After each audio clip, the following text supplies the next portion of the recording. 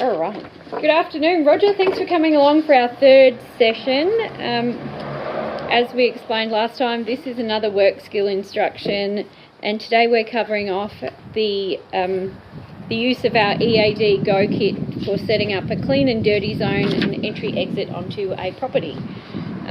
So our first thing, I guess, is to go through the EAD kit and make sure you're familiar with the contents of that, and then we'll go through our step-by-step on actually how we set up an entry-exit point. So I've got some little things here to designate clean and dirty. I'll get those out of the way for the moment, and if you just want to have a look at the list on the top of the box, and we'll go through what is in our entry-exit kit. Yep. So should we pull them all out, do you think? Will that help? So for today's scenario, we're going to just be setting up the entry-exit, not taking any samples. So there is quite a bit of sampling material in these kits. But for this scenario, you will be attending to help get a private vet off a farm after they've already collected and packaged their own samples. So in our kit, we should have some Tyvek overalls. Yep. You found those? Beautiful. Some nitrile gloves, the blue gloves. Yep, excellent. Some shoulder length gloves, which we may not need for this.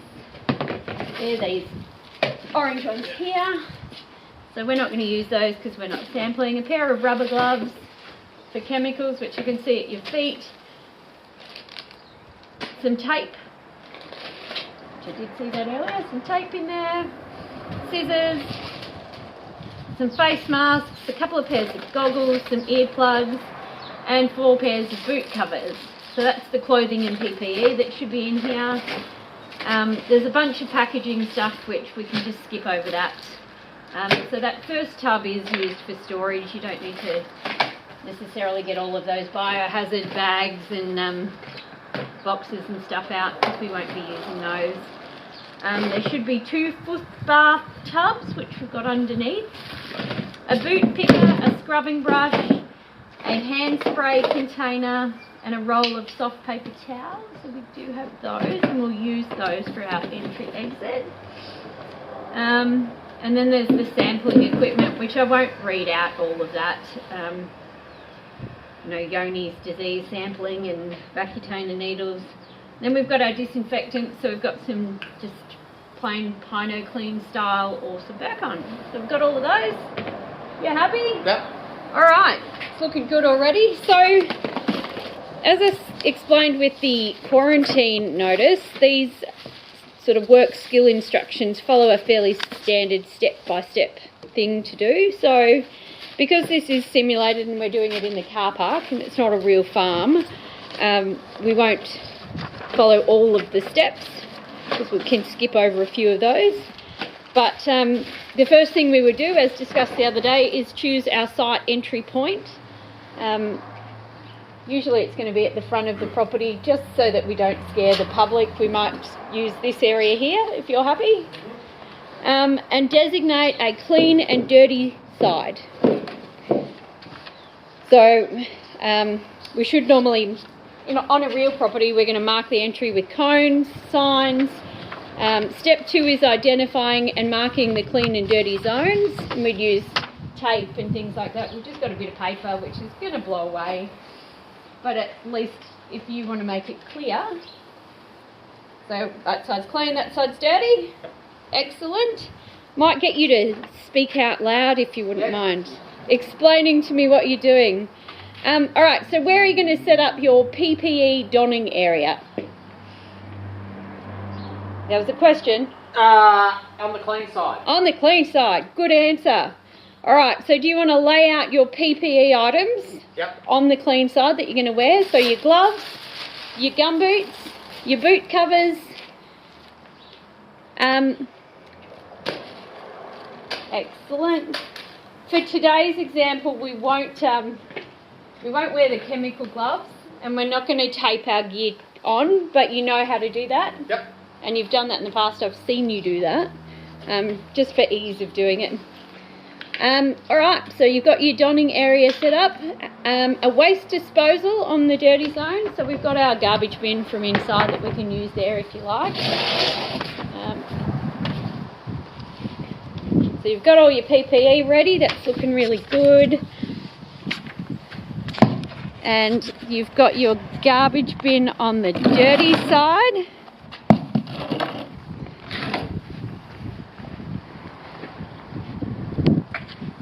Great, just getting some footage of that. That's fantastic, Rog.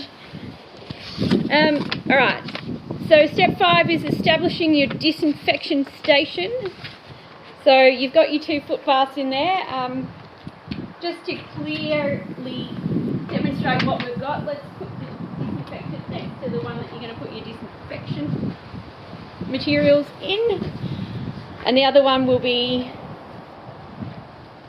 what will you use in the first one? If you've got disinfectant in that one, what are you going to put in the first one? Right, let's go. Back on. You do you, I'm just asking. Alright, so step 6 is to demonstrate a walkthrough of the entry exit, but before we do that, I'm going to give you some pointers that we need to work on, and I'll get you to lay out these signs. So we've got a red zone for dirty. Where would you put that? Dirty? At the dirty end, where our dirty bin is for our dirty clothes. A yellow zone, clean but not disinfected. Yep, and the green zone. Clean. Beautiful. Alright, so scrubbing brush and hook pick go in the first one. So this will just be water. We might use like a soap or something to help break down the different layer of any dirt that we might have on our boots. Yep. We don't use any disinfectant in that one. And then we've got our disinfectant, which you're right, could be either the Pano Clean or it could be the Burcon, depending on what we're trying to disinfect. But otherwise that was really good. And then you've got your clean area where you're all pretty. We do have a tarp which we would lay out if it was a dirty area, but we're on the concrete so we don't need that. But otherwise that looks really good. So do you want to walk me through? I can fill your tubs up with some water if you like. Do you want water? Or we'll just fake it? We can fake it. Alright, we'll fake it. Run me through. I know you know how to put on your PPE, but can you put on your PPE for me? And explain to me why you're doing it in the steps that you're doing. Why I'm doing it the steps I'm doing it. Yeah, or I can help you. So, Yep, let's do that because I just put it on. yep, step 1. Get your correct size fitting PPE and put it on your body. So we wear it to keep both our clothes clean, stop us bringing in any potentially infectious material, and to reduce the risk of us bringing anything out. I can take your rubbish. Yep. Might as well make myself useful. So you'd leave your clean shoes clean, put on your gear. I hope I got the right size. I think you did.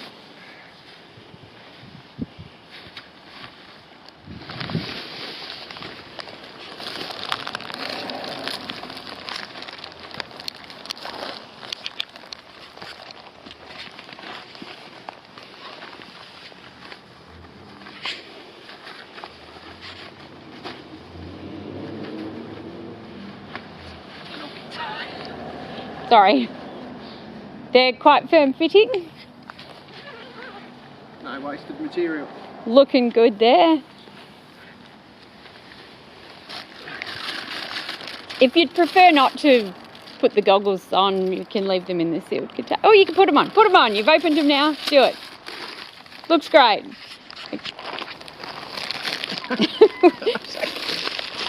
Friends ask friends for help if you'd like a hand. Right. Chemical gloves. Chemicals.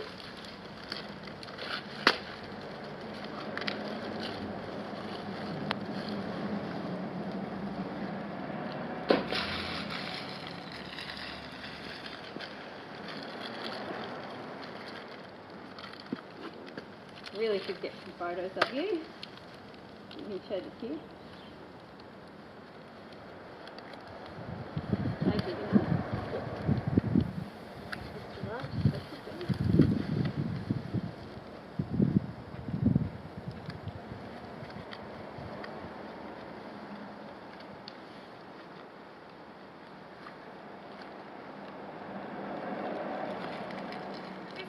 great. You're doing a good job. I'm doing the wrong thing. Walking through your fire security entry exit. Good thing it's pretend.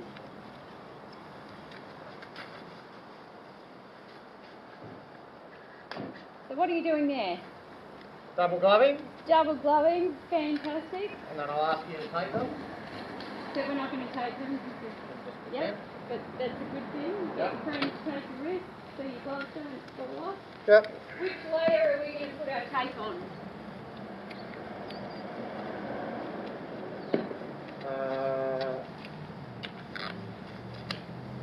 Good question. Alright, well I can help with that. So, the purpose of wearing two pairs of gloves is that we tape the bottom pair Yep.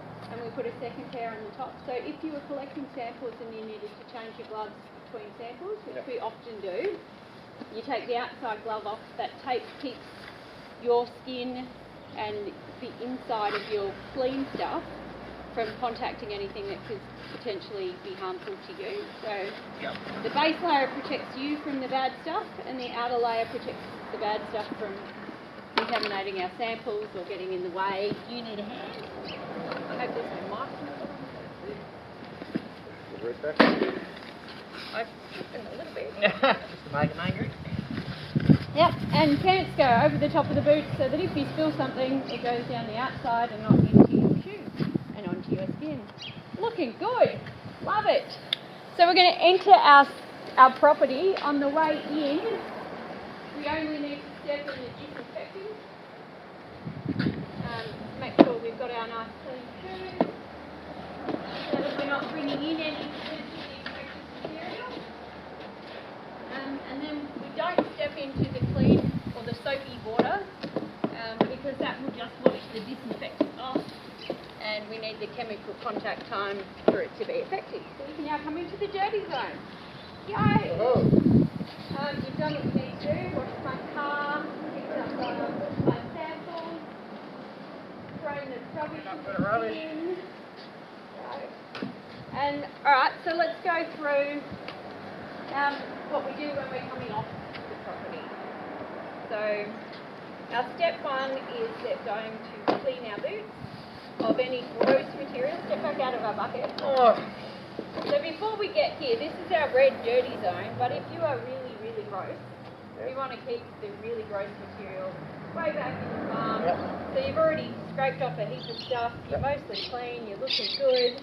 Then we pick out any large material outside of the bucket so that we're not making the bucket all filthy. Good thing they're very clean boots. Yep. You'd step into your water and soap and scrub all the extra stuff off. Scrubby scrub, looking good. Oh my god, they're amazing.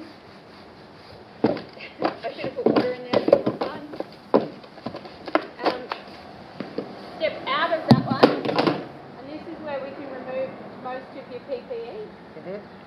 So your goggles can come off. And if you're planning on reusing them, you can either leave them on the dirty side in our yellow zone, or you can disinfect them on the way out.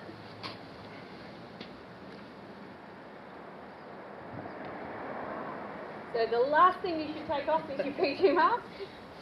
So we're going to make you put it back on. So the reason we wear the P2 mask is to protect our respiratory system for anything on the outside of our suit. So we leave that on until we've taken everything off that could spread anything that, or aerosolise anything that we might breathe in. And that's because we're more important than anything else. So first step would be removing your dirty gloves. Keeping that inner layer on to keep your hands nice and clean so that you're not getting anything on your skin that you don't need to, and then unzip our overalls and roll them down over themselves. So starting at the neck, and it is a little challenging, you're going to wiggle your shoulders out and then roll them down. And because I've given you a slightly small size, I'll give you a hand. But and this is, if I was wearing PPE, I could help you by rolling these down for you.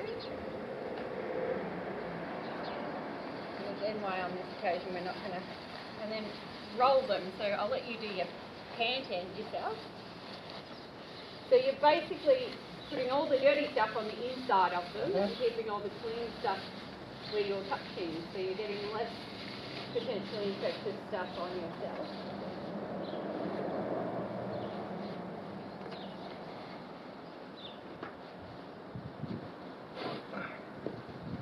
Very nicely done. And then into the bin. Then you can step in and disinfect.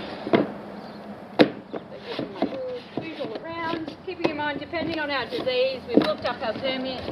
The permit will tell us the contact time required. And it is at this point that you can remove first your P2 mask and then your interior gloves.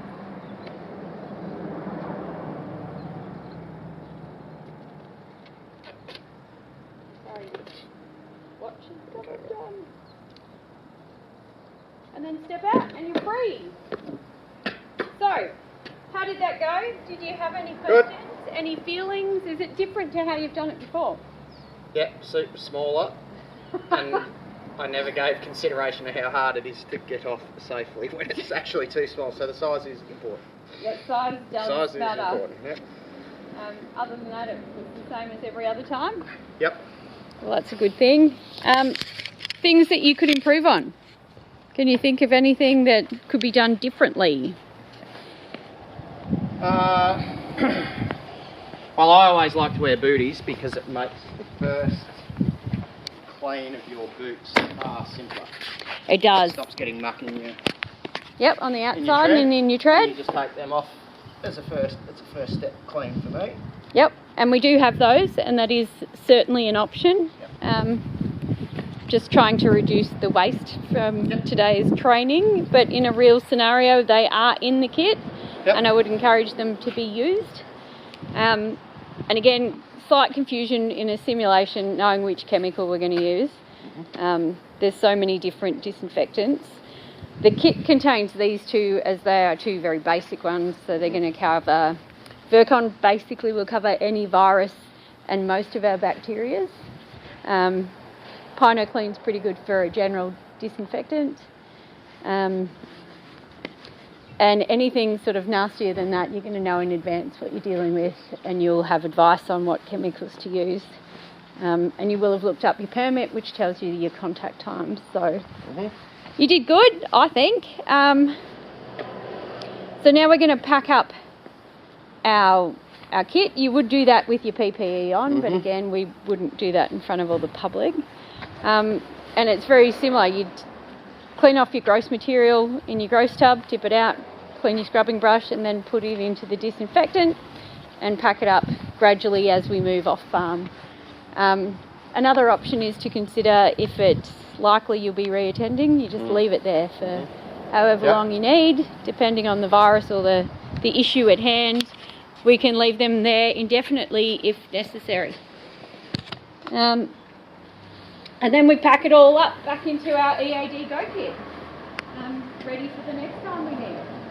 Excellent. So that's about it. Unless you've got any other questions, my paperwork has blown away, so I've forgotten what I'm doing now. And yeah, so you've basically done all of those without asking any questions, which helped me. Alright, so you understand why each of the items of PPE is important and what you wear them for? Yes. Yep. Would you mind explaining to me the purpose of the goggles? I'm just picking one. Stop debris or liquid or something infectious getting in your eyes. Well, infectious or just dangerous dirt. Yep. Protect your eyes. Protect your eyes, perfect. The chemicals and some viruses can be transmitted through contact with your eyes, which is pretty yucky, and you don't want that.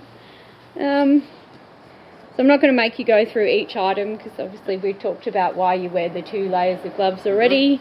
We've covered off the P2 mask, and the general overalls. You've indicated you like boot covers. And I really don't have anything else that you haven't already covered. It's unfortunately that this is quite basic, given you're obviously already have extensive knowledge for a lot of this, but you know, we need to cover off some of those just to tick off your training requirement. And I've obviously got the video showing that you were able to set it up, don and doff your PPE appropriately. Yep. And we've fine-tuned a couple of little hiccups in there. Again, I will say P2 mask is always, apart from your personal protection gloves, that is the last thing you take off. Yep. I always like to think about Hendra as an example for that. So Hendra will kill you. Mm-hmm. You want to keep that mask on Yeah. for as long as possible. Another one that I've had sort of other people say is to consider you might be handling asbestos. Yep. If you were to pull your overalls off and shake them, you're going to aerosolise that asbestos, you're going to breathe it in, you're going to get real sick. Yep. Any other questions? That's all. Thank you. That is it. All right. Well, I will again thank you for your time, and I will let you get back to it.